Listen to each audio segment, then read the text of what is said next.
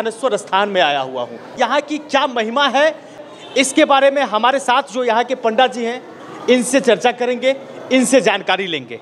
सबसे पहले KR news में बहुत बहुत स्वागत है। ये बाबा थानेश्वर नाथ महादेव हैं और इनकी महिमा बहुत अपरंपार है। जो श्रद्धालु इनके दरबार में आते हैं, जिस मनोकामना लेके आते हैं, बाबा उनकी इच्छा पूरा करते हैं।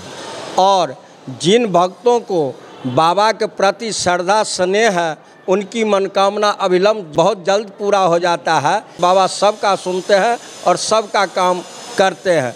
इस दरबार में आने वाले प्रत्येक मनुष्य श्रद्धा से, भक्ति से बाबा के लिए यहाँ आते हैं।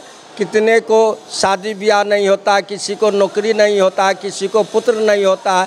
जिस मनोकामना से बाबा के दरबार में आते हैं, हर एक को बाबा हर एक फल देते हैं और जय जय में सारा जनता है। और जिसको विश्वास नहीं है, वो बाबा थानेश्वर नाथ से एक बार स्नेह लगा के देखे और उसकी मनोकामना पूर्ण नहीं हुई तो बाबा थानेश्वर के दरबार से आकर अपील करे कि मेरा काम नहीं हुआ। लेकिन इसके लिए सच्चा लगन, सच्चा भक्ति और सच्चा प्रेम चाहिए बाबा के लिए। महाराज जी, मैं ये जानना चाहूँगा, बाबा की यहाँ पे निरंतर पूजा अर्चना होती है, कब से ये पूजा अर्चना यहाँ पे होती है? आप कहानी सुने होंगे, आप उसके आधार पे बताइए। ठीक है। यहाँ पर एक पीपल का वृक्ष था और उस जगह हमारे दादाजी रहते थे और उन्हीं को पीपल के वृक्ष में रह करके बहुत तपस्या करके, बहुत भक्ति भाव करके उनकी दिन रात सेवा करते थे।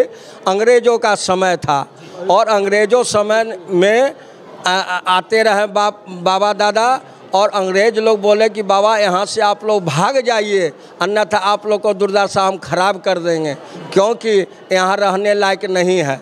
लेकिन हम लोग को बाप दादा यहाँ पर अंग्रेज़ों से मार खाए और मार खाने के बाद भी बाबा का दिन रात सेवा करते रहे। और एक मंत्री जी थे जो बाबा को आके यहाँ कबूल किए कि बाबा मैं मिनिस्टर बन जाऊँगा तो बाबा का भव्य मंदिर पुनः बनवा दूंगा। लेकिन उस बार मंत्री जी हार गए, बाबा का मंदिर नहीं बना। और जब दूसरी बार चांस आए तो फिर बाबा के नज़दीक संकल्प किए कि हे महादेव, मैं अगर जीत जाता हूं तो बहुत भव्य मंदिर आपके लिए बनवाऊंगा और यही आपसे मैं प्रार्थना करता हूं कि मेरा जय जय हो और मेरा जो है से काम हो जाए, मैं मंदिर बनवा दूंगा। जब मिनिस्टर जी जीत गए तो हमारे दादाजी जाकर उनको बोले कि बाबा मंत्री जो बन गए, अब बाबा का मंदिर का निर्माण करवा दिए। और सत्यनारायण बाबू थे उस समय में, आ करके सारा मंदिर का कुछ चंदा उंदा करके अपने सहयोग से लेकर के और मंदिर का निर्माण करके और भक्तिमय पूजा अर्चना इनकी शुरू हो गया। तब से निरंतर ये पूजा अर्चना जारी है।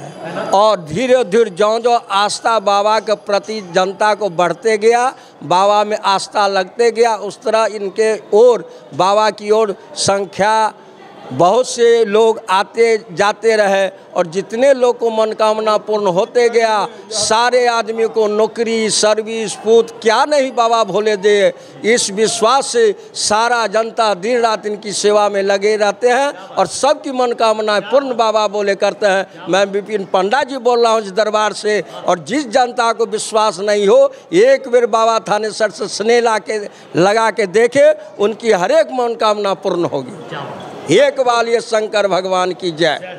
अद्भुत महिमा है बाबा का, अद्भुत महिमा है ना बाबा का। पंडित जी, एक सवाल और करना चाहूँगा, इस मंदिर का, इस स्थल का थानेश्वर स्थान नाम क्यों पड़ा जी? ये थाना कैंपस का जमीन था, सरकार से जमीन ले करके और बाबा थानेश्वर को मतलब स्थापित करके और जगह देने के लिए थाना से जमीन लिया गया, इसलिए बाबा थानेश्वर के नाम से इनको नाम रखा गया।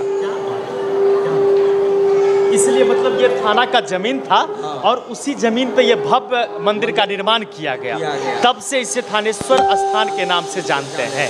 यही कहानी है ना? बहुत बहुत धन्यवाद अपना कीमती समय देने के लिए। और दोस्तों, मैं बता दूं, इसलिए मैं आपको यहाँ पे लेके आया था। और ये यहाँ की क्या कहानी है, यहाँ की क्या विशेषता है, यहाँ पे बाबा की क्या महिमा है, बाबा का क्या कृपा है, ये पंडित जी से आपको जानने को मिला। थानेश्वर स्थान मंदिर को लेकर आप क्या सोचते हैं? क्या कभी आप बाबा के दरबार में आए हैं? आप कमेंट के माध्यम से हमें ज़रूर बताइएगा। मैं फिर मिलता हूँ, तब तक के लिए हर हर महादेव, जय हिंद।